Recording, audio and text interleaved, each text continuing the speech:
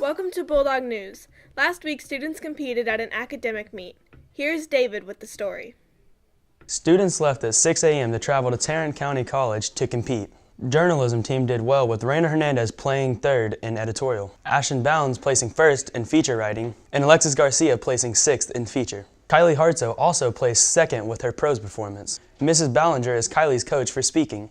UIL offers 2 different types of speaking events for students in high school to compete in. One of them uses a handy little black book like this, and it's called Interp, where students can present poetry or prose programs using published literature.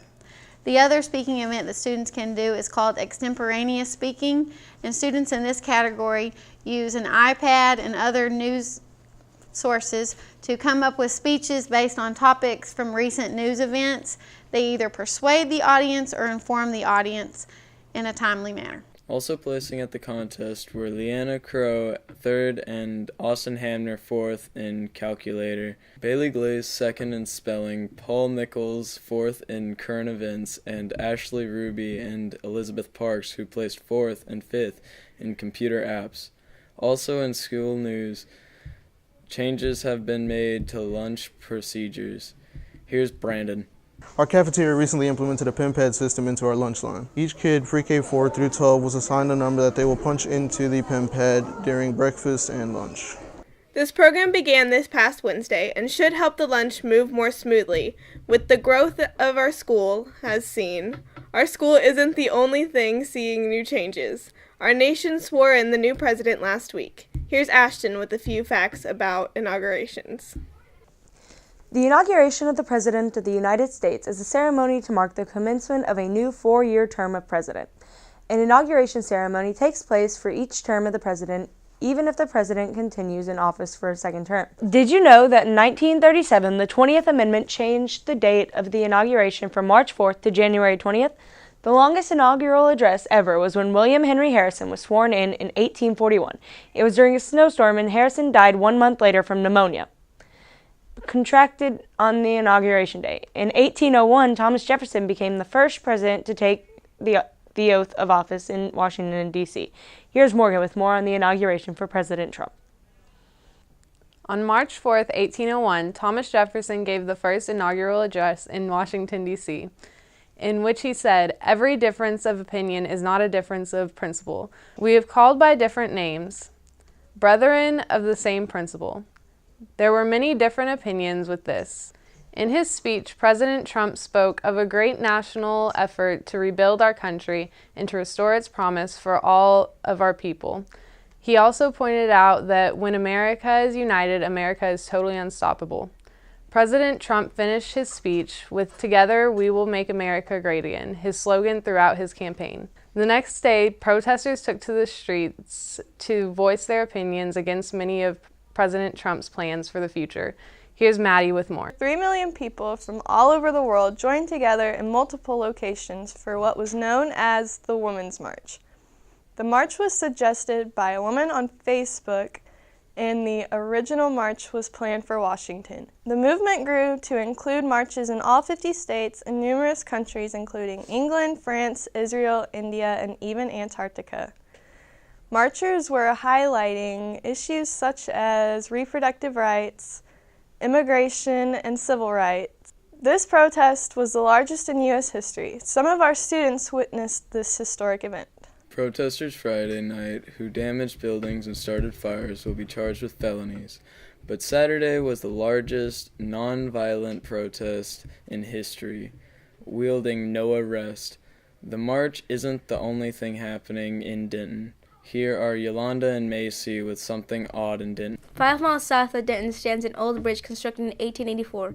The bridge is officially known as Old Alton Bridge, but locally we call it Goatman's Bridge. The story goes that an African-American goat farmer and his family moved just north of the bridge. People began calling Oscar Washburn the Goatman, and his business became very successful, which upset many people. One night in August 1938, Klinsman hung the Goatman over the side of the bridge, peering over into the water. His murderer saw a rope, but not his body. In a panic, the Klinsman returned to his home, and he killed his family in cold blood. Since the disappearance of the Goatman, there have been many strange sightings on and near the bridge. Some say his spirit haunts the bridge and the woods. We visited Old Alton Bridge to see if we could witness the phenomenon.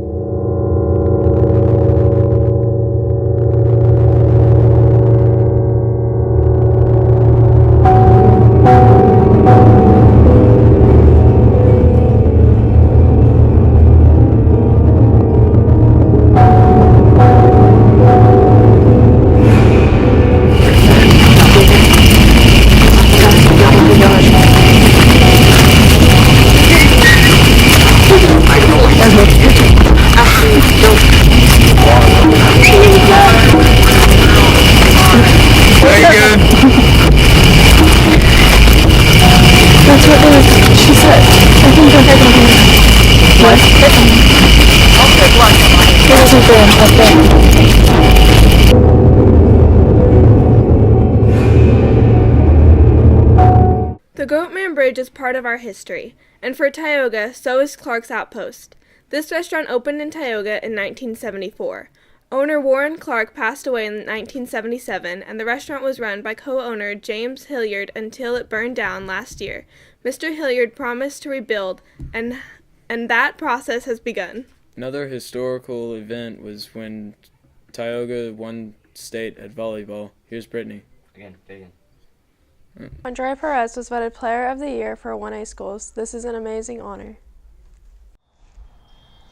Andrea, how does it feel to be Player of the Year?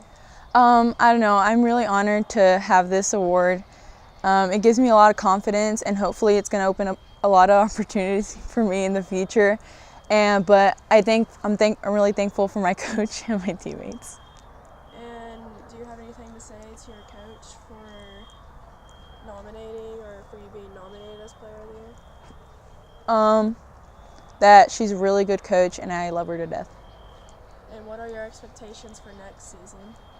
Well, obviously go back and win state, but take it one step at a time and be humble. Do you think that there's going to be a lot of pressure put onto you next year? Yeah, from the whole, everyone's going to expect us to come out and do the same thing, so there's going to be a lot of pressure on the whole team. Congratulations, Andrea. Another student was recently honored for athletics. Here's Samantha. Congratulations to Travis Price for being selected to play in the 80th Annual Oil Bowl.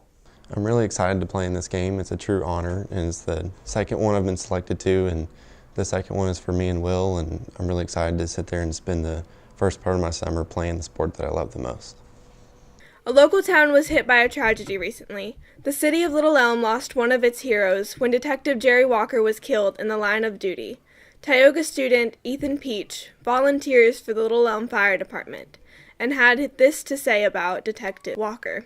Officer Walker was a hero because he didn't just do his job while he was working. He helped people in and out of work. He changed a lot of people's lives and helped a lot of people out. The Frisco Police Department volunteered to work for the Little Elm Department while they mourned their fallen friend. Now, here's Valerie with the Senior Spotlight. This week's Senior Spotlight are John Lennon and Gage Luno. My name's Gage Luno. I'm going to school to be a diesel mechanic, and I'm going to start applying for trade schools.